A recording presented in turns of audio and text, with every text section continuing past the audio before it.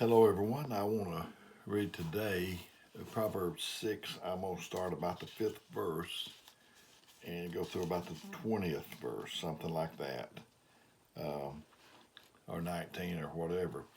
But I'm going to be in the King James Version. And this says, "Deliver thyself as a roe from the hand of the hunter, and as a bird from the hand of the fowler."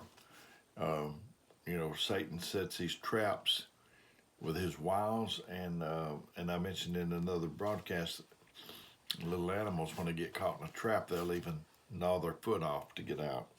Uh, and then it says, Go to the ant, thou sluggard, and consider her ways, and be wise, which having no guide, overseer, or ruler, provideth her meat in the summer, and gathereth her food in the harvest." The ant is one of the toughest things that you'll ever encounter. I was in pest control for several years, been a supervisor and salesman and technician and whatever. But an ant is so tough. I had, when I was a technician, I was in a commercial. I had a man at school, and he was telling me about that he did work on a side after he got out of the school job, and he was on a farm. He went down there, he saw a big old ant mound, and so he had a torch with him, and he just torched that ant pile, the ant mound, and he thought, "Man, I got him."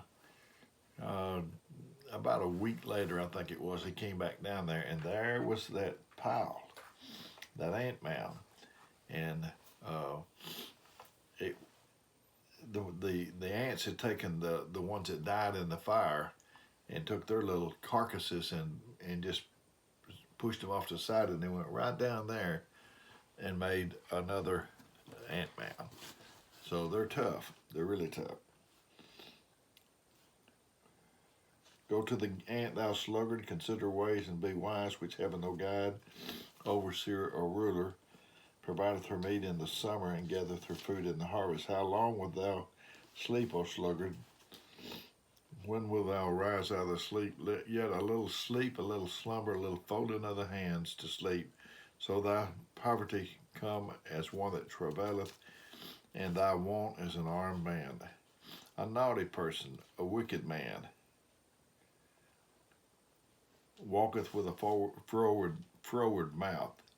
He winketh with his eyes. He speaketh with his feet. He teacheth with his fingers. Frowardness is in his heart. He deviseth mischief continually. He soweth discord. Therefore shall his calamity come suddenly. Suddenly shall he be broken without remedy. These 6 things doth the Lord hate. Yea, 7 are an abomination unto him."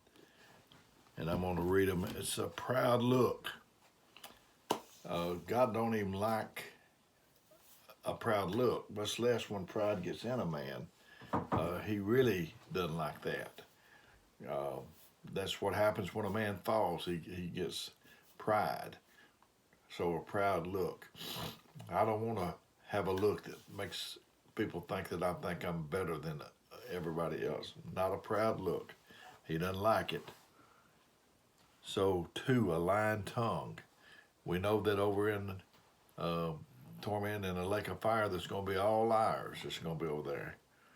He don't like that. Hands that shed innocent blood, like Cain and Abel. I wouldn't want to put my hand on anybody's back. I wouldn't want to think that I had anything to do with anybody's downfall. I want to do nothing but help and pick somebody up.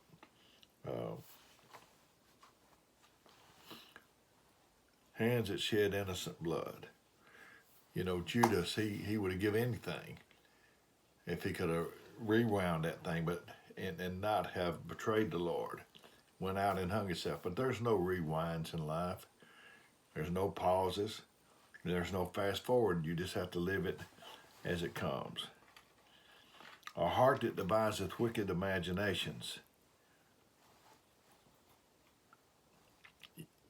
God doesn't like that. I did a video on imaginations. I had a request to do it, and wicked imaginations. God doesn't like that. He wants your dreams and thoughts to be on good things. Feet that be swift and run into mischief. Um, there's some people seem like that if they hear trouble, they want to be the first one there. If there's a tale, they want to be the first one to carry it without screening and seeing that if it's true or not. God don't like that. I remember years ago I had some cousins that lived in Douglasville, Georgia, and I'd go visit them, and there was a guy there, and we didn't have cell phones. I don't know if he had some sort of a scanner. I don't remember how that was. It's been so many years ago. This was in 1965, I think. But somehow or another, he heard about these wrecks, and he wanted something in him, wanted to go see. I don't know what's in a person that wants them to see mangled, hurt, dying, injured people. And that seems to be the way some people are. They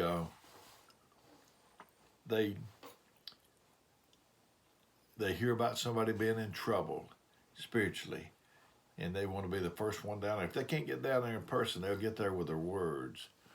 And so we need to be careful. We need to help people out. Feet that be swift and run into mischief. It's a sad thing.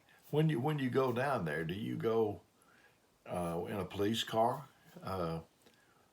with your sirens blaring? Do you go with gauze and bandages in an ambulance?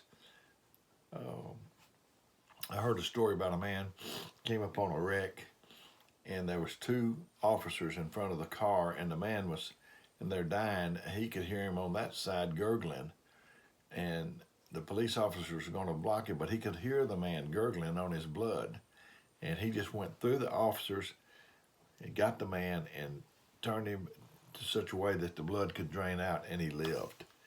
So that's what you need to be doing. A false witness that speaketh lies.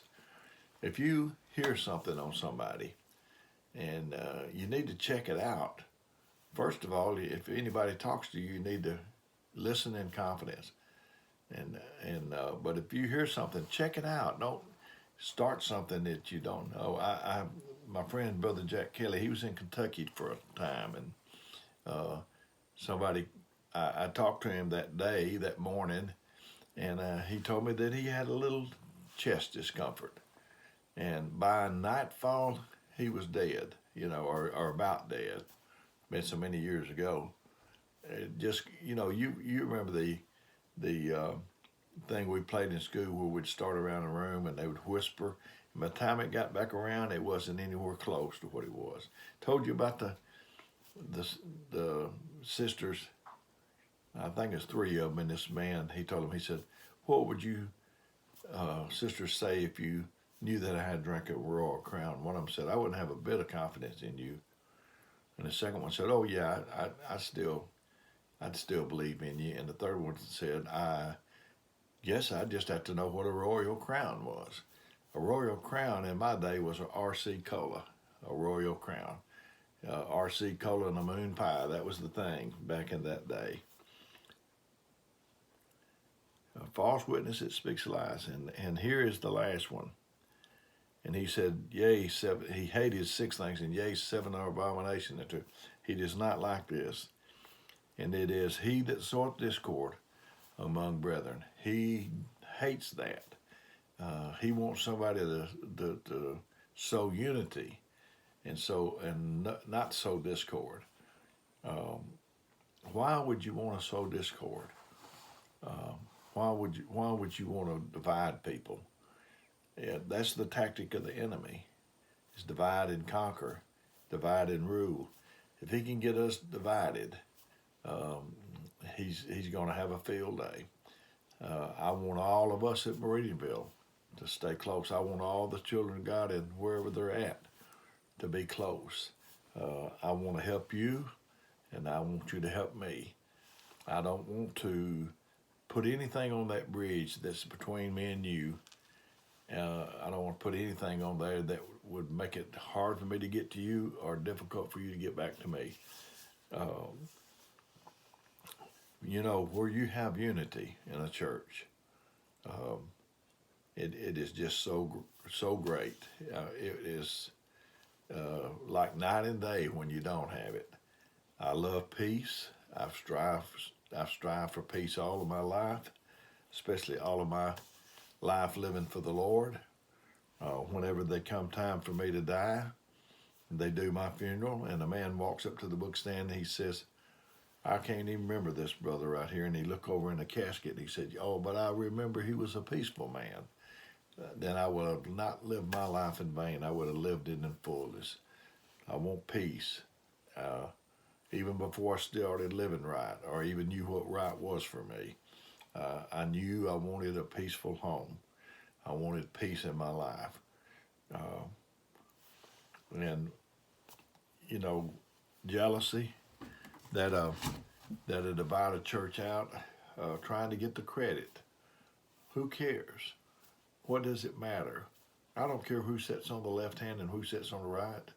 I'm not interested in playing flesh games. I'm just interested in seeing results. If you hear me, see me, hear me, say something on one of these video sermons, and you don't have to worry about asking me about if you can use it.